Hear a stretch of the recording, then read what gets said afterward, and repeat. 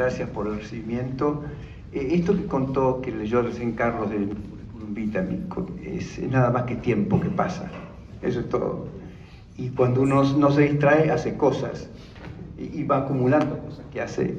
Y seguramente como muchos de ustedes, como Ricardo, como Carlos, como el señor presidente, nos hemos reinventado en la vida. De curiosos pasamos de un ambiente a otro o intentamos explorar cosas, porque todos en el fondo, y los rotarios en particular, y esto conozco alguna historia de su filosofía de vida, intentamos cambiar algo, desde lugares diferentes. Yo fui ministro de Salud intentando cambiar algo y no lo logré, o cambié pocas cosas, para ser franco. Fui senador de la República Italiana y ahí sí cambiaban muchas cosas, presenté leyes que se aprobaron, etc. Y en la comunicación también intento cambiar algo en términos de la calidad de vida de la gente, las costumbres, los hábitos. Y en el camino uno va haciendo muchos amigos. Ricardo Pedacci hace mucho tiempo, su mujer, Carlos, su mujer y su hija, y seguramente ustedes y a quien más, si me lo permiten. Cuando Carlos me invitó a compartir con ustedes algunos minutos, me dijo, bueno, da una charla sobre salud. Y la verdad es que hablar sobre salud podemos quedarnos hablando mucho tiempo, como esto es casi un lugar común, pero ni ustedes ni yo tenemos tanto tiempo para hablar de salud. Así que yo prefiero contarles alguna historia de esta parte final de la pandemia. Gracias por haberme visto y por haber tolerado las cosas que dije en América 24 primero y ahora en La Nación Más, que son lugares que realmente donde intentamos interpretar lo que ocurre tratando de sacarlo del contexto político que lo contamina. Porque todo lo que ocurrió durante la pandemia fue contaminado en todo el mundo, no solamente aquí. Aquí, a lo mejor contaminado torpemente, en muchos casos, por la pandemia. El señor presidente de la República ayer le agradeció al presidente Joe Biden el regalo que le había hecho la vacuna Pfizer, y no era Pfizer, era Moderna. Todo es un error. Ustedes se dan cuenta desde el principio, siempre es un error. Porque el gobierno americano tiene el 40% de la laboratorio Moderna. Invirtió al principio de la pandemia, en la campaña de generación de nuevas vacunas, invirtió algo así como $600 millones en un laboratorio, en una startup como Moderna, y se convirtió en un socio financista de Moderna. Así que con Pfizer no tiene nada que ver. Además, Pfizer no es el productor de vacuna. El productor de vacuna es BioNTech, es un laboratorio alemán. Pfizer es el distribuidor mundial de la vacuna. Así que ni siquiera entendió de qué va después de tanto tiempo. Bueno, pobre, espero que termine pronto esta historia. De torpezas interminables. Y perdón si hay alguien que no comparte, podemos discutirlo si quieren, pero lo cierto es que no da para mucho más. Estamos en una etapa donde no sabemos nada sobre el COVID. Presumimos que ya no está, que hay pocos casos. Yo averiguando antes de venir para acá acerca de si tenemos alguna cifra, me contaron fuentes informales del Ministerio de Salud que todavía hay 150 personas internadas en terapia intensiva en toda la República Argentina que padecen complicaciones del COVID. Pero está claro que el efecto rebaño, las vacunas, el buen comportamiento, las cosas que hicimos bien, que fueron muchas claramente cada uno de nosotros, ha permitido en el mundo entero que la pandemia vaya terminando. Estamos en lo que mi amigo, el decano de medicina, que es casi un hermano para mí, don Ignacio Brusco, dice que estamos en la peripandemia. Bueno, estamos en la peripandemia seguramente. Pero claro, se corre un virus y aparece otro. Así funciona el mundo desde que lo es.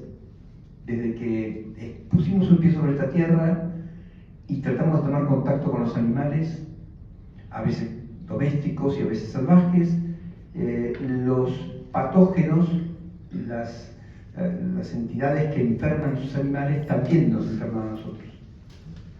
Y lo intentan todo el tiempo, hoy lo contaba en radio. Es como si permanentemente pasan los virus de los animales a los hombres, y como no es el huésped adecuado, termina enfermando a alguien, y como no se contagia de gente a gente, ahí terminó. Pero esto ocurre infinita cantidad de veces por año. se llaman zoonosis, y es esto, el salto de una especie a la otra, hasta que finalmente se adaptan. Les cuento la historia del mosquito Aedes, que es el mosquito que hoy genera el dengue, porque ese virus que pasó de un animal al hombre y después pasó de hombre a hombre, vio un vector, que es el que genera el dengue, la fiebre amarilla, el chikungunya y el Zika, tiene una historia. El mosquito también vivía en una época en modo silvestre, hace 4.000 años, de manera silvestre en el bosque. Hasta que un día se acercó a una casa, que aparecieron mucho tiempo después, le pareció cómodo y se quedó ahí. Y tenemos un mosquito domiciliario que hoy puede, digamos, convertirse en vector de una enfermedad que es la que hoy predomina en Argentina, que es el dengue. Nadie puede predecir cuándo va a aparecer un virus y cuándo un virus zoonótico se va a convertir en pandémico para el hombre. Cuando un virus, ahora tenemos un caso, por ejemplo, de gripe aviar en el sur de Chile.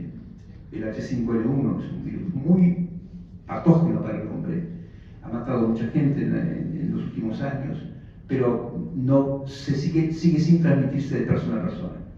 Pero puede ocurrir que de pronto, se quede con nosotros y empieza a contagiar de gente a gente.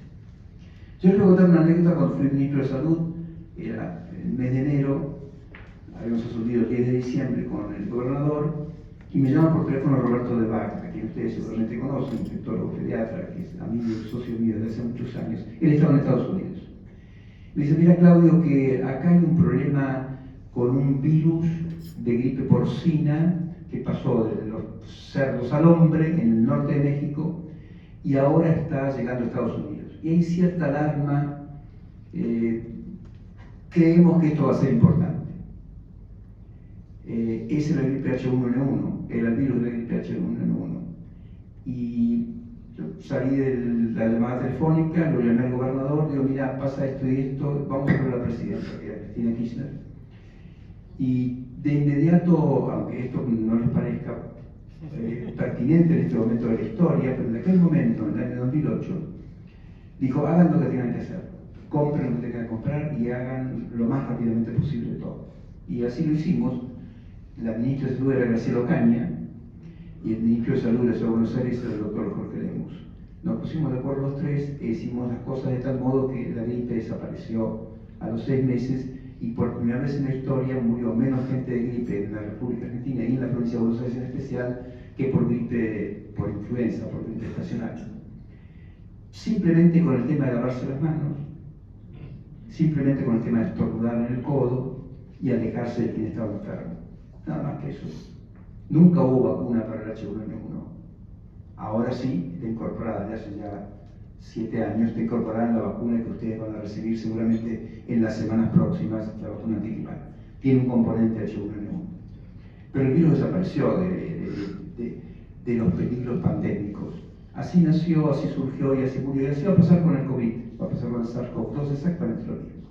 En poco tiempo se va a agotar, formará parte de una nueva vacuna, la vacuna será pentavalente en lugar de tetravalente, la vacuna antigripal que nos vamos a poner a partir de 4 o 5 años de aquí en adelante, será una vacuna ARN mensajera, con una plataforma distinta a la actual, y estaremos todos protegidos a la espera del siguiente virus. Porque así funciona la humanidad, así fue siempre.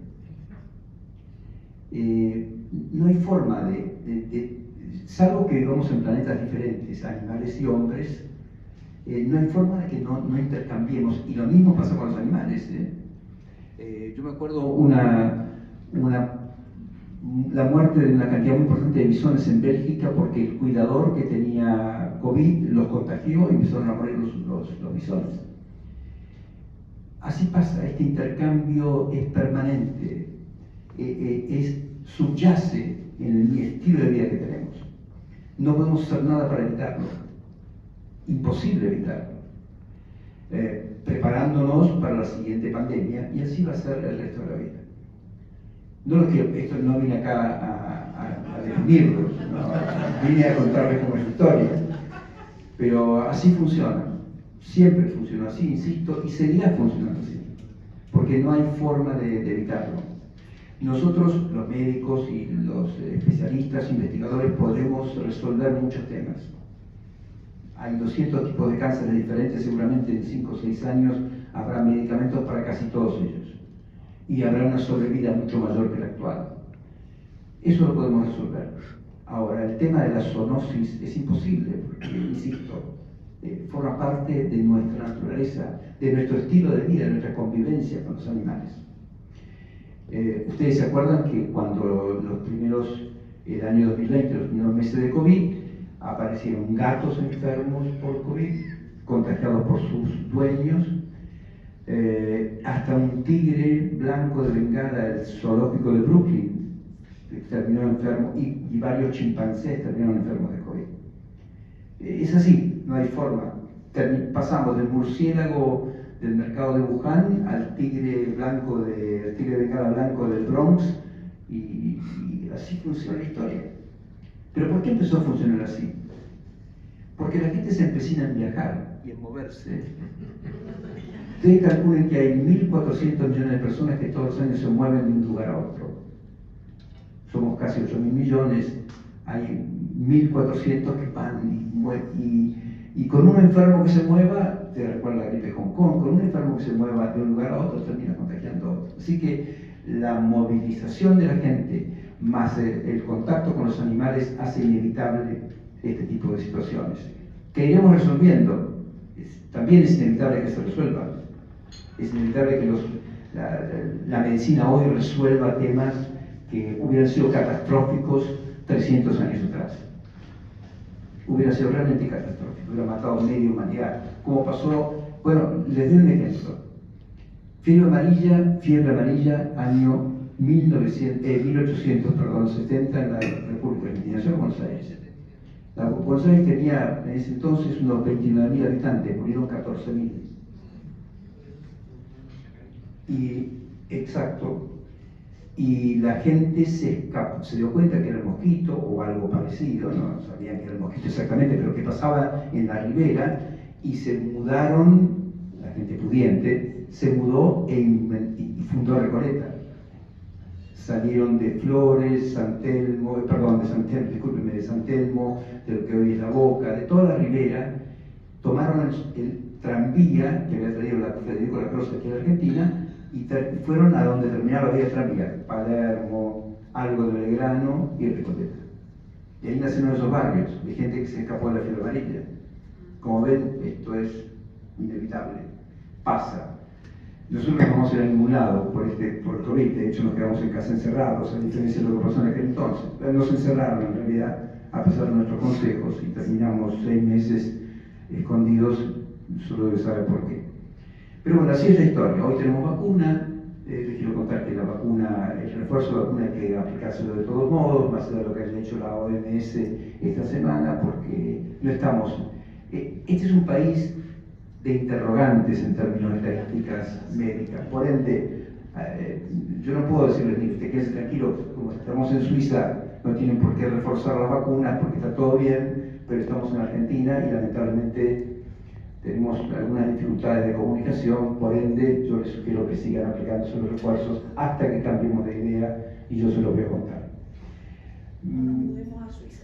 Bueno, podemos es aburrido, es aburrido. Según la Frederick es aburrido vivir en Suiza porque a uno lo matan cada 10 minutos. Bueno, les cuento una cosa de Suiza. Cuando yo estuve en Italia viviendo, a los suizos les quisieron dar un rédito, una especie de... En Italia se llama rédito de cittadinanza, pero aquí sería subsidio, independientemente de cuánto ganaran, toda la población tenía que ganar como mínimo 2.500 francos por mes. Y dijeron, ni loco, no, que cada uno haga lo que pueda, porque todos ganan mucho más que eso. Así que el rédito de ciudadanía, digamos, el apoyo que daba el Estado, era menor de lo que ganaba la gente. Así que dijeron, ni loco, votaron por allá, es una democracia directa, así que todo se vota. Votaron y dijeron, no queremos que el Estado nos ayude en nada, nos arreglamos solos. Solo cobren los impuestos y hagan lo que tengan que hacer. Esa fue la respuesta de los suizos en Suiza. Aburridos no son, me parece que son un poco más inteligentes que nosotros, o por lo menos saben elegir mejor. Bueno, la cuestión es que la pandemia se va a terminar, seguramente formalmente se va a terminar, o va a terminar a fines de julio, ahí van a dar la comunicación que todo se acabó y que podemos sobrevivir en paz, esperando, como dije, la próxima historia. Yo le pedí a Carlos que les propusiera a ustedes que me hicieran algunas preguntas para no aburrirlos con esta historia que es testimonial, porque todos hemos vivido esta pandemia. Yo vuelvo a repetir, les agradezco mucho que hayan aceptado mis comentarios, aún los más recalcitrantes, como una posibilidad de algo verídico. Pero intentamos informar con Eduardo Feynman del mejor modo posible, de la forma más honesta posible, porque nos dimos cuenta que había muchas cosas raras dando vueltas y nos propusimos decir las cosas tal cual las veíamos y que probablemente eran ciertas. Ustedes seguramente dijeron que sí, que eran ciertas, y por eso estoy acá. Pero yo la he conocido antes de la pandemia, les cuento. No es que nací con la pandemia. Para las personas que tienen más de 20 años seguramente se recordarán de algunos programas en los cuales participé y ahora sigo trabajando en la Universidad de Buenos Aires como director de este Centro Interargentino de Altos Estudios, que es mi hogar. La Universidad de Buenos Aires es mi casa, y de ahí salté a la televisión. Solo quiero contar esto: cuando yo empecé a trabajar en televisión, en cablevisión, a pedido de Eduardo Armequian, que era el dueño, tuve que pedir permiso a mi sociedad científica, porque en ese momento los médicos que hacíamos academia no hacían televisión. Y fíjense qué visionarios. Yo era vicepresidente de la sociedad, reúno al comité ejecutivo y me invitaron a trabajar en una televisión por cable. ¿Y cómo se llama? Cablevisión. ¿Y cuántos abonados tiene? 4.000. ¿Y dónde? En la zona norte, van Libertador hasta la Lucina. Ah, bueno, es un canal de cable, seguramente va a quedar muy limitado. Así que me dieron permiso para trabajar en televisión. Les quiero contar que además, por último, más allá del currículum, ahí no figura, o si figura no sé dónde está, pero que yo soy oficial médico de la Policía Federal, fui oficial médico de la Policía Federal, por eso lo conozco mucho a Ricardo Pedache. En un momento determinado me sumé a los cuerpos médicos de la policía en el Hospital Churruca y después en el cuerpo de policía montada, así que trabajé mucho con la Policía Federal, por eso el conocimiento con Ricardo. Bueno, muchas gracias. Y bueno, con Carlos somos amigos, colegas de fuerzas. Les agradezco mucho y espero las preguntas. Hay algunas que obvio que me parece que está bueno que las volvamos a reafirmar, y sobre todo para que los que hicieron se sientan contenidos en esa respuesta.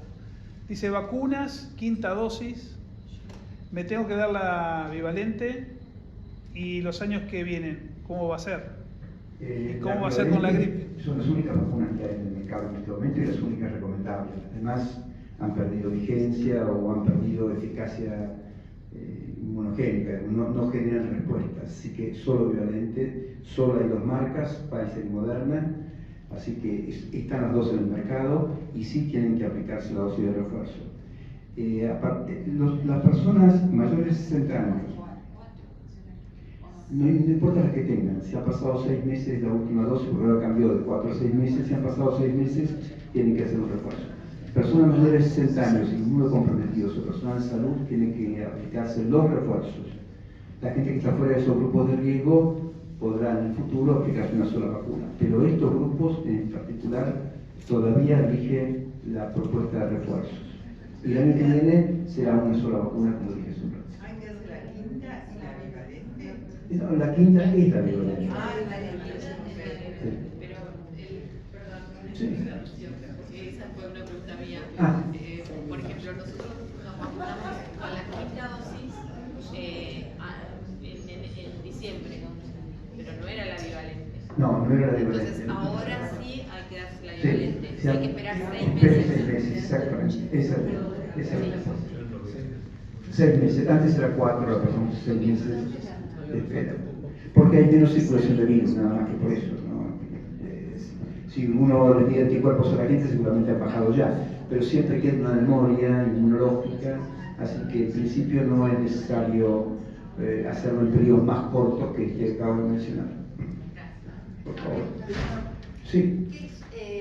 ¿Cómo definir de alguna manera la pandemia larga o la extensa pandemia? No sé si se refiere al COVID largo o a Al cualquier COVID local. largo. Ah, ok. No, a la pandemia no, al COVID. No, al COVID prolongado. También perdimos historia con esto. Yo pregunto permanentemente en Estados Unidos, que tienen un registro más cuidado sobre el nuestro. Acá no hubo casos de COVID prolongado que fueran denunciados por los médicos al Ministerio de Salud y poniendo no hay estadísticas. Lo que queda como resabio del COVID largo es un cansancio extremo que dura mucho, mucho tiempo. Y eventualmente episodios de dolor de cabeza, de cefaleas, y no mucho más que esto. Algunas personas pueden llegar a tener una discapacidad laboral temporal o parcial en virtud del COVID prolongado. Pero la verdad es que se perdieron los registros, no hay en el mundo mucho interés en esto porque tampoco hay medicación para lograrlo. Sí sabemos que las vacunas con esta plataforma ARN, Moderna y Pfizer, evitan la aparición del COVID prolongado. La gente que se vacuna no tiene COVID prolongado versus aquellos que no lo hacen. Gracias. Por favor. Tengo una pregunta que está Sí. grabada, de un colega que vos conocés, el doctor Guillermo Fernández Prieto, Ah, sí. González, que te mandó un mensaje. Buenas noches, queridos amigas y amigos del Rotary Club. Lamento no poder estar presente esta noche. Estoy en Resistencia, Chaco, trabajando en el hospital pediátrico. Quisiera por este medio enviarle un cálido abrazo al colega y amigo Claudio Sin y agradecerle también que nos acompañe esta noche. Le dejo sí una pregunta. ¿Cuál es su visión con respecto a la integración de los subsistemas de salud de nuestro país? Hasta muy pronto. Bueno, gracias al colega. Miren, en Argentina hay 3 subsistemas de salud.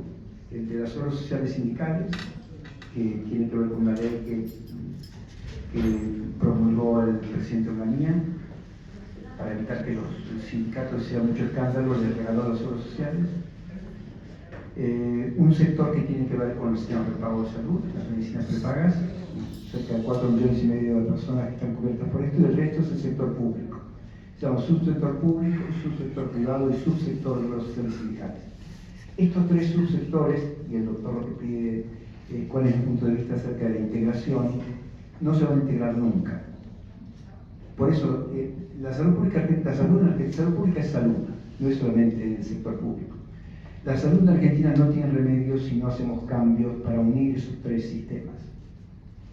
Yo lo intenté, para ser franco, cuando fui ministro, aprovechando la pandemia de H1N1, y lo único que logré, después de haber hablado con la presidenta varias veces y con el jefe de gabinete, que era Sergio Massa también en muchas ocasiones, lo único que logré fue integrar al sistema de salud público los hospitales militares, el de Campo de Mayo, en San Miguel, porque el hospital de enfrente, el hospital municipal de San Miguel, no daba abasto. Entonces el comandante en jefe del ejército me prestó 200 camas del hospital de Campo de Mayo. Esa fue la única vez que se pudo integrar un sistema con otro. Pero la verdad es que no integrar el sistema es un pecado capital, porque desaprovechamos recursos. No puede ser que en la ciudad de Buenos Aires, que tiene 12 kilómetros de longitud, haya 33 hospitales y 220 clínicas, cuando eso no hay en toda la provincia de Buenos Aires. Me refiero, están mal distribuidos y no están integrados. Yo hablé con casi todos los políticos actuales sobre esto, y el más rotundo fueron Milei y Expert, cuando estábamos juntos. No, le vamos a sacar las obras sociales a los sindicatos. Eso es una buena idea. Ahora, no lo van a lograr. ¿Cómo hacer? Le vas a sacar a Moyano la obra social de Antártida, San Antonio Antártida. Le vas a sacar a Moyano la obra social de camioneros. Si es su caja, ¿cómo le vas a sacar eso? O a la UOM, o a los textiles, o al gremio de sanidad. Pero hay otras experiencias en el mundo donde No. es un invento argentino. Es un invento argentino. Europa aprovechó la Segunda Guerra Mundial para unificar todo. A partir de ese momento fue, digamos, como empezar de nuevo, Claro. como arrancar desde cero, e hicieron un sistema público general. Después se integraron los privados y hoy uno puede elegir en Italia atenderse en el Gemelli, donde está el Papa internado en este momento, o atenderse en un hospital del Estado italiano. paga la diferencia y punto, si es que hay diferencia. Yo me interné en Gemelli, por ejemplo, en un lugar donde está el Papa en este momento, y el Senado, que era mi cobertura, pagó la diferencia entre internarme ahí o internarme en un hospital cualquiera de Roma. Pero esa integración existe si uno parte de foja cero, digamos. Si uno puede hacer, como se dice en latín, tabula rasa, sacar todo, y como pasó con la Segunda Guerra Mundial, y arrancar de cero inteligentemente, y no repartir tanto el tablero para que la gente haga negocios. Dentro de la pregunta que estaba, justamente estaba esa consulta que se ve que estamos con el tema de los sindicatos. Consultaba si la salud debe estar dentro del sindicato. Si el que haya preguntado ya está contestado. Hay una pregunta. Buenas noches. Buenas Tarde, por los dos. Creo que como es un popurrí, dijimos que íbamos a... Sobre calidad de vida. ¿Cuál sería el balance entre trabajo, descanso y esparcimiento? Primero voy a felicitar a la gente que se incorpora hoy a los nuevos rotarios. Así que, felicitaciones, están en el mejor lugar posible. Les voy a contestar, lo pensé porque Carlos me mandó muy temprano esa pregunta. Digo, ¿qué les cuento? Me tienen que dormir, esto está claro. Si lo pueden lograr es casi un milagro. Segundo, ¿cuánto tengo que dormir? No sos un buen ejemplo, creo que tampoco. No, yo no soy ningún ejemplo, para pocas cosas, pero no tengo por qué darlo, yo les cuento las cosas como son, después ustedes hacen lo que pueden, como casi todos nosotros. Pero les cuento cuánto hay que dormir. Hay que dormir lo suficiente como para que al día siguiente uno no se sienta cansado. Llámese 6 horas, 8 horas, depende de cada uno. En general de 6 a 8 horas es el límite mínimo y el máximo para una persona mayor de 50 años aceptable desde el punto de vista fisiológico, desde el punto de vista médico. En cuanto a qué comer, no sé qué van a comer esta noche, cuéntenme, les digo si están comiendo lo que corresponde o no. ¿Qué vamos a comer hoy? Vamos a comer pollo con yema de zucchinis. Bueno, Pero no te digo el postre, porque el postre tiene un alto tenor ese es lo envuelve, que lo lleva. Era único merengue. Ah, buenísimo. Bueno, si pueden evitar el merengue mejor, si no, lo comen igual. Pero bueno, este pollo con zucchini está perfecto, sí, está bien. Hay que combinar proteínas y verduras, ¿no? Claramente. Deberían conversar con cada uno de ustedes para saber qué tipo de dieta hacen y cuánto les importa la dieta, porque en última la dieta es la alimentación, no hacer dieta para bajar de peso. Pero veo que están todos en edad de envejecer, así que evidentemente mal no han comido para llegar hasta acá. Es muy individual la historia. Yo lo único que recomiendo siempre, porque es la única propuesta en términos de plan alimentario que tiene evidencia científica contundente, es la dieta mediterránea. Mucho aceite de oliva, pescado un par de veces por mes, si puede ser una vez por semana mejor, pollo, sacándole la piel, eventualmente poca carne. El tema es que cuando uno plantea esto y trae la evidencia científica acerca de lo contundente que es la dieta mediterránea, que todos los médicos recomendamos inexorablemente, como la mejor dieta de la historia, es que cuando usted va a ver a la gente que en Italia, por ejemplo, o en Grecia, hace dieta mediterránea, resulta que viven en un pueblito de 1000 habitantes, todo encaramado en una montaña, que tiene que caminar 50 kilómetros por día para ir a la carnicería y que no tienen auto. Y viven en Cerdeña, porque me acuerdo donde viven, el menor tiene 100 años y el mayor 109. Claro, pero viven desconectados del mundo, con poco estrés, sin auto, mucho caminar, y comen lo que siempre comieron los italianos después de la guerra, lo que hay. Las cosas que son de estación. Usted va a casa de un italiano, abre por desmerecer los españoles que deben hacer lo mismo, pero abre la heladera y con lo que hay ahí arman algo. Porque es así la historia, siempre, o sea, se armaban las comidas, se ideaban las comidas con lo que había a mano. Y lo que había a mano siempre era lo de estación. Claro, entonces, hoy la remolacha, por ejemplo, o la selga, o las paltas. Las paltas están todo el año, pero digo, las paltas no es mediterránea, fue importada desde América. Pero digo, ustedes saben qué significa comer sano. También saben lo difícil que es lograrlo todo el tiempo, porque no es tan sencilla la historia. Pero bueno, dieta mediterránea, si tengo que recomendarles algo, jugarme por algo, la dieta mediterránea es la única dieta recomendable para cualquier edad, para cualquier tipo de persona y para cualquier patología. Salvo, yo estuve en Italia en un lugar donde nació la dieta mediterránea, Nicótera se llama, en Calabria. El país se descubrió que la dieta mediterránea en la década del 50 era muy buena para prolongar los años de vida. Y entonces les pregunté, ¿qué comen de postre? Yo soy muy dulcero, así que ¿qué comen de postre? Higos. ¿Y qué hago con los higos? En almíbar no. Claro, yo me fui a los higos que acá se consiguen son higos en almíbar.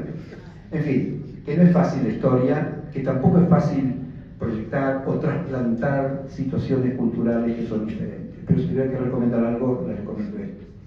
Y una buena copa de vino Malbec.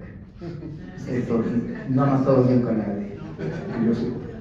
¿No es mediterráneo? Dentro de todas las preguntas, creo que están ahí todas Es verdad. mezcladas. No es mediterráneo, tiene razón. Vamos a lo siguiente, ahora dejamos bien. ¿Quién? No, Marcelo. pero así sí me Un boche. ¿Qué tal? Buenas noches. Buenas noches. En un momento cuando te presentaste dijiste, bueno, que cuando fuiste ministro de Seguridad, De perdón, salud. de No Salud. me atrevería. Pero la salud. Un curso. Te quedaron cosas por pendientes. Después en una respuesta dijiste algo que como que habías hecho algo, pero que te Pero, faltaba. bueno, ¿Qué te pasó? Integrar los ¿Qué sistemas. pensás Mi que...? sueño era integrar los sistemas. Integración. Claro, mi sueño era la integración. Ver si podía lograr desde un puesto de poder integrar. Ni siquiera están integrados en la provincia de Buenos Aires, acá, ni siquiera están integrados los hospitales municipales con los provinciales. Algo que el hospital provincial no le acepta la gente de determinado municipio, los municipios entre sí no se compensan. Hice una sola cosa buena. O sea, no es mucho de salud, sino que es político. No, evidente. También se me ocurrió, y eso tuve el apoyo muy fuerte de varios intendentes, entre ellos Carilino y Manuel Argentinas, organizar un polo sanitario para evitar que la gente tuviera que ir a la ciudad de Buenos Aires a atenderse. Entonces elegí ese lugar porque ese lugar es el más desprotegido, Malvinas Argentinas, Polvorines. Ahí hay un complejo hospitalario que es muy grande, tiene 9 hospitales, y eso se hizo todo con dinero municipales. Tuvieron la gentileza de ponerle a uno de esos hospitales mi nombre. El hospital pediátrico en Malvinas se llama mi nombre. Eso fue la obra más tangible, puede ser. Y la verdad que sirve, está siempre sobredemandado el sistema. Son hospitales que funcionan muy bien, casi siempre, no siempre. Eso me lo voy a poner en el currículum, hay un hospital que tiene mi nombre y estoy vivo. ¿Cómo creo? ¿Qué va a decir? ¿Listo? No, pero más que surja. Tenemos un minuto más. Sí. Nos Sí, quedan, sí. sí.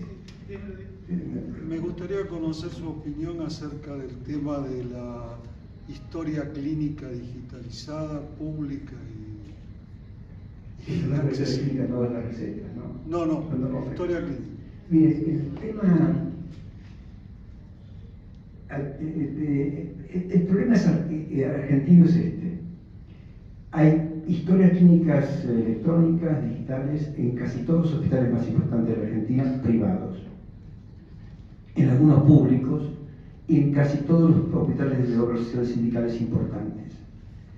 El tema es que están montadas en plataformas distintas. Entonces usted no puede conectar, yo no puedo mandar una historia clínica del Hospital Austral, que tiene una muy buena, o del italiano, que tiene muy buenas historias electrónicas, historias clínicas digitalizadas. No la puedo mandar a Misiones porque, ¿dónde estaba? En Chaco. En Chaco, en Resistencia, en el Perrando, en un hospital pediátrico, o en el hospital pediátrico. Digo, no puedo mandarla porque allá no tiene plataforma para recibirla. Entonces, esta ley lo que pretende es que haya una plataforma única para todas las historias clínicas digitales. No sé si lo van a poder lograr porque hay muchos intereses creados. Cada una de estas plataformas es un negocio encubierto. Entonces, homogeneizar todas esas plataformas para que se conviertan en una historia clínica única, como en Europa. En Europa usted tiene una historia clínica europea. Va con su carnet de obra social, en un chip, y ahí está su historia clínica. y donde llegue a cualquier lugar de Europa tiene lectores para descifrar qué le pasa o cuál es su historia. Bueno, eso acá, con este gobierno no lo vamos a lograr porque están distribuidos en otra cosa y en otras minas además, pero seguramente va a estar en el objetivo del próximo gobierno, sea quien sea, homogeneizar la historia clínica digital. O sea, ¿usted lo ve como una propuesta posible? Sí. No con esta gente, son bandidos, ¿no? Con gente que tiene intención. Son bandidos. ¿Alguien más? La gripe aviar. ¿Perdón? La gripe aviar. Sí. ¿Puede traer alguna consecuencia hacia nosotros, hacia los humanos? Yo hoy busqué la estadística, porque lo conté en el programa Marcelo Gobardi. Bueno, hay un mosquito que debe ser uno de los. Debe ser gripe aviar.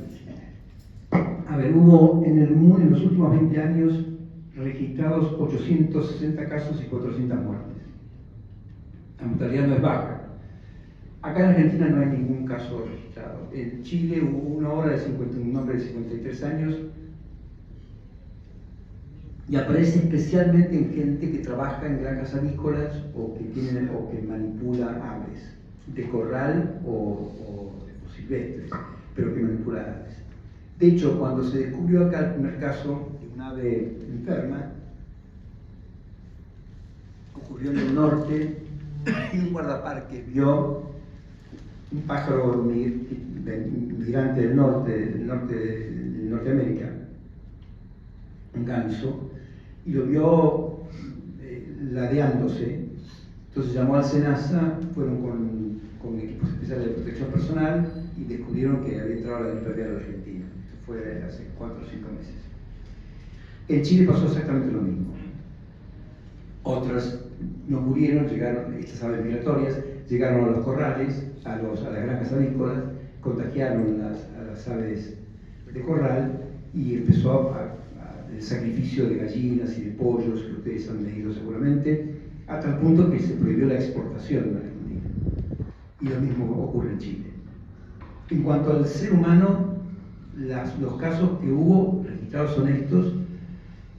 Es una gripe más, desde el punto de vista sintomático no tiene otra cosa. Depende del estado de vulnerabilidad de cada uno en el momento que se contagie. Pero hasta ahora, todas estas personas que les mencioné, los 800 casos que conté, eran de personas que trabajan en granjas avícolas.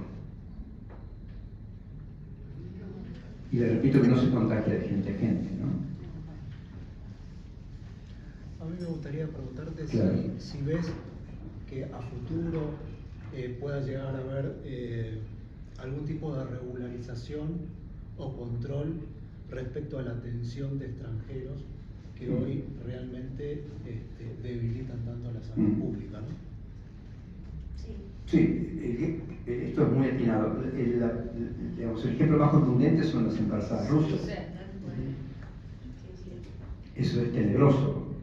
Pues realmente nunca se va a corregir eso con esta situación de apertura tan particular que dice tener Argentina, que para mí es una pose frente al mundo latinoamericano, nada más que eso.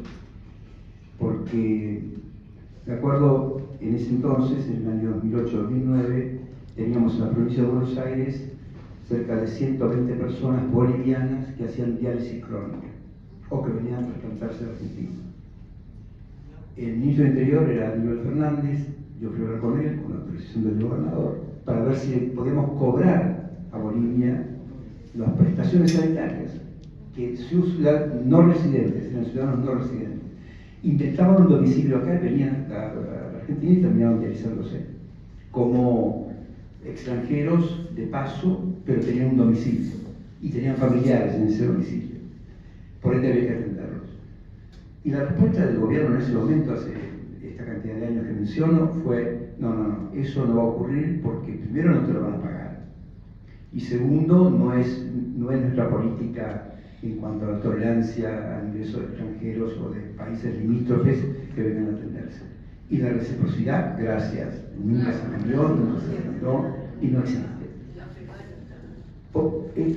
La política exterior de la Argentina en muchos aspectos es inentendible, no se puede entender por qué se hace esto.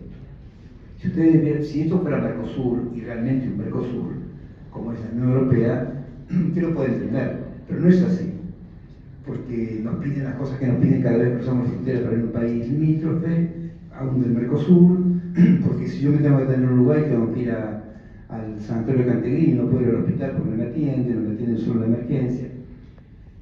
No hay claridad, no hay propuestas que sean claras en cuanto a eso, y seguiremos drenando recursos de la gente. Yo me acuerdo cuando apareció el escándalo de las embarazadas rusas, hablé con el director del Hospital Fernández, que es un chico que trabajó conmigo muchos años en la financiera de la Sagrada Familia, y le pregunté si la cantidad de casos, la demanda, alteraba la atención a las mujeres argentinas, porque en última instancia, que a nosotros lo que nos importa es que no interfieran en nuestro sistema de atención, lo que se llama acceso a la salud. Él dijo que no, pero creo que fue una respuesta política. La verdad que no escuché otras quejas de este tipo, pero seguramente si sumamos las rusas, que yo me acuerdo que una vez fui a un cóctel en el Palacio Hugo, en el Hotel Hyatt, y había 2 rusas que hacía un mes que estaban ahí pagando fortuna para quedarse en ese lugar, y vinieron solamente por el pasaporte argentino a tener familia acá. No son indigentes que andan dando vueltas por el mundo a ver dónde ubican a sus chicos. Hay toda una tenebrosa situación detrás de eso. Y así pasa con las excursiones de salud que vienen de Perú, que vienen de Bolivia. Todo el tiempo. Si entran por guardia, los Sí. tienen que atender sí o Sí, absolutamente. No, y no le cobramos a nadie. ¿Y por qué no le cobramos a nadie? Porque no nos interesa cobrar. La verdad es esa. Una de las cosas que se podrían hacer, por ejemplo, supongamos hipotéticamente el Hospital Fernández, que es un hospital que está enclavado en una zona de gente de clase media acomodada. El 80% de la gente que se atiende en el Fernández tiene alguna cobertura. Obra social sindical, sistemas prepagos debajo digamos, de planes económicos, y nadie les pregunta nada. Lo que debería ser el Fernández o cualquier hospital de Buenos Aires es decirle, señores, ¿cuál es su obra social? Y después cobrarle a la obra social por la cobertura. Y entonces empezamos a intercambiar fondos de un sector a otro. Eso se hace a medias. ¿Por qué? Porque hay toda una gestión administrativa que hacer, por supuesto. No se hace en el 100% de los casos, esto estoy seguro. No sé por qué todo CPH fue funcionario de una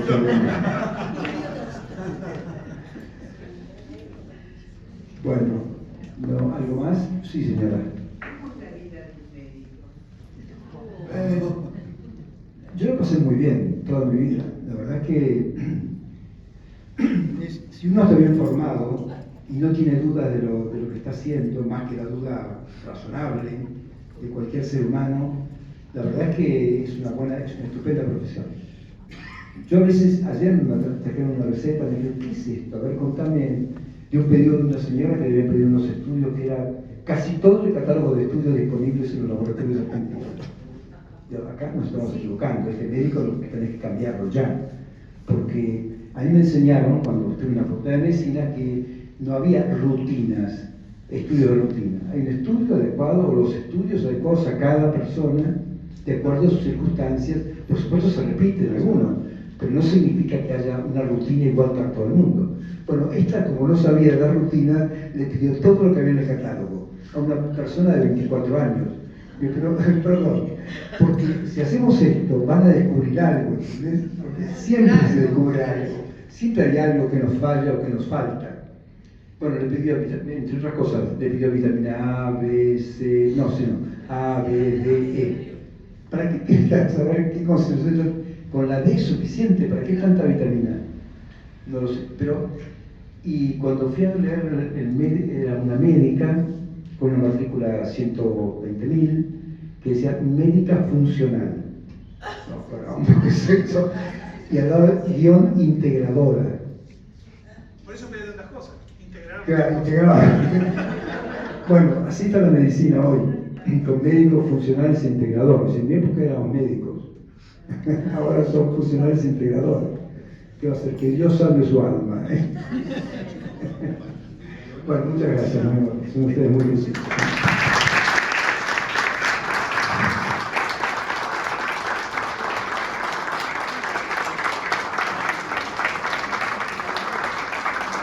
Bueno, de verdad, muchísimas gracias. Sabemos que hace un tiempito tenía una vida más tranquila, ahora está un poco complicado. Pero bueno, eso rejuvenece, me imagino, ¿no? Espero que sí. Acá le queremos dar un recuerdo, simplemente un banderín y un diploma con Lo pondré recordando, exactamente. Bueno, muchas gracias y contentos y es un honor, ¿eh? No familia de todo caso. Muchas gracias. Muchas gracias. Hasta la próxima.